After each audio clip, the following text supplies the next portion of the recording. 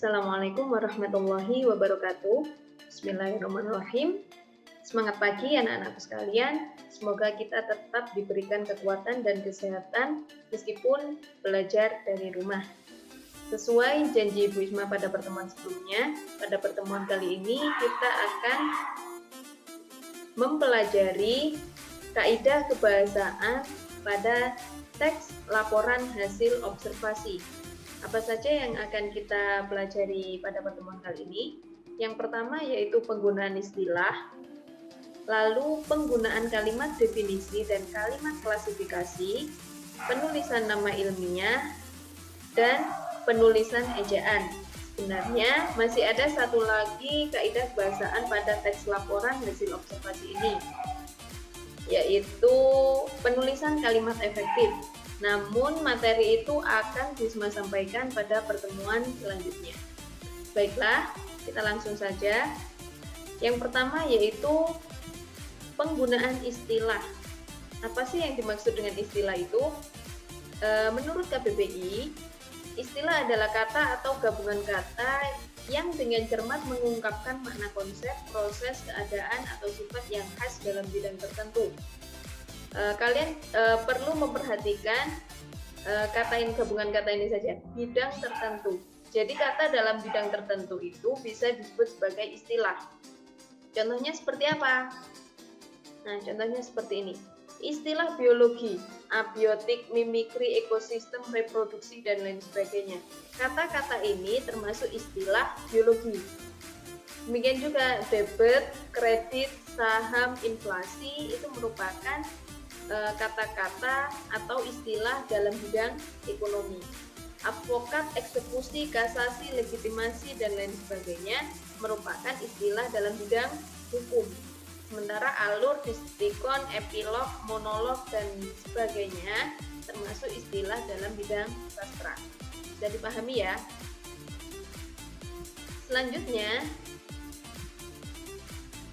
penggunaan kalimat definisi dan klasifikasi pada teks laporan hasil observasi.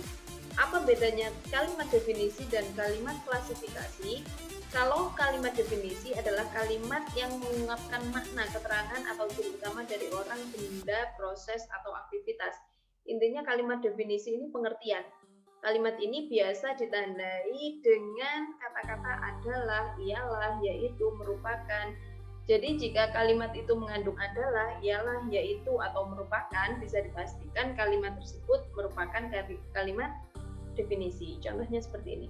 Vitamin adalah zat yang sangat penting bagi tubuh manusia. Ini menjelaskan vitamin. Ada penggunaan kata adalah di sini sehingga kalimat ini merupakan kalimat definisi. Sementara apa yang dimaksud dengan kalimat klasifikasi? Klasifikasi itu sendiri artinya pembagian atau pengelompokan. Kalimat klasifikasi adalah kalimat yang berisi pengelompokan berdasarkan ciri-ciri atau sifat tertentu.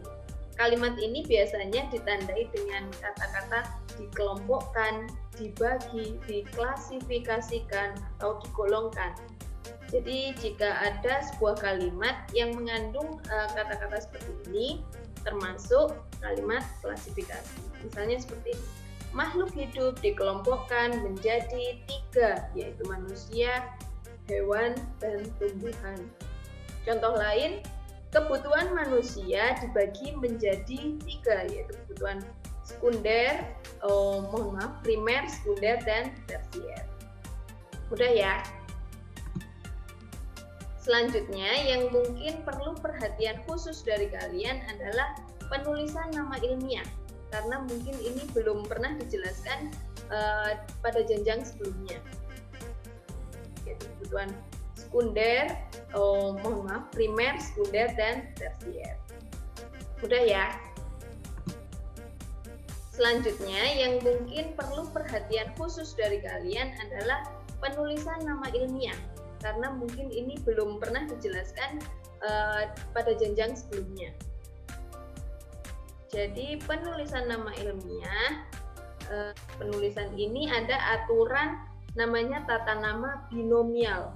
Jadi nama genus diikuti nama spesies. Ini nanti akan kalian pelajari dalam mata pelajaran IPA. Nah, bagaimana penulisannya? Nama genus diawali huruf kapital, sementara nama spesies ditulis dengan huruf kecil. Penulisan nama ilmiah jika kalian menggunakan laptop atau komputer, maka harus diketik miring. Jika kalian menuliskannya dengan cara menulis tangan, nama ilmiah ini diberi garis bawah terpisah antara genus dan spesiesnya. Langsung Bisma tunjukkan contohnya ya. Nah, contohnya Panthera spasi tigris. Ini nama ilmiah dari harimau. Huruf P pada awal karena merupakan nama genus, dia diawali huruf kapital. Tigris ini merupakan nama spesies, menggunakan huruf kecil semua, tidak ada yang menggunakan huruf kapital. Karena ini Bu Isma tulis dalam menggunakan laptop, maka nama ilmiah ini Bu Isma cetak miring. Lalu aloe vera, artinya lidah buaya ya. Ini nama Latin dari lidah buaya. Huruf A karena merupakan nama genus, dia diawali huruf kapital. Selanjutnya vera tetap ditulis menggunakan huruf kecil, dan ini Bisma cetak miring. Lalu bagaimana penulisan saat misalnya Bisma menuliskannya dengan tulisan tangan? Misalnya Bisma menuliskan Oryza sativa. Karena kalau tangan kita tidak bisa kan menulis italik atau dimiringkan, maka O-nya tetap diawali huruf kapital karena nama genus, dan sativa karena nama spesies tetap menggunakan huruf kecil. Lalu kata ini diberi garis bawah, dan garis bawahnya terpisah antara Oryza dan sativa. Jangan menggunakan garis panjang mulai dari Oryza sampai sativa digabung menjadi satu, karena memang aturannya seperti itu. Nah, mudah dipahami ya. Jika ada pertanyaan jangan ragu untuk bertanya. Baik, kaidah kebahasaan yang terakhir pada pertemuan kali ini adalah penulisan ejaan. Ejaan seperti apa saja yang sering digunakan dalam penulisan teks laporan hasil observasi. Nah, ada penggunaan huruf kapital, penggunaan tanda baca, penulisan kata baku dan tidak baku, dan penulisan imbuhan asing. Bisma tidak akan bosan-bosannya mengingatkan kalian untuk menuliskan huruf kapital dan tanda baca sesuai aturannya. Jadi jangan lupa membaca pedoman umum ejaan bahasa Indonesia ya. Karena ini seringkali kalian penggunaannya ini lupa. Jadi kalian masih perlu terus membaca PUEB itu atau pedoman umum ejaan bahasa Indonesia. Lalu ada penulisan kata baku dan tidak baku.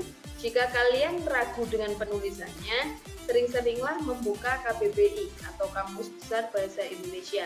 Melalui KBBI, kalian akan tahu kata mana yang merupakan kata baku dan kata mana yang merupakan kata tidak baku. Contohnya seperti ini.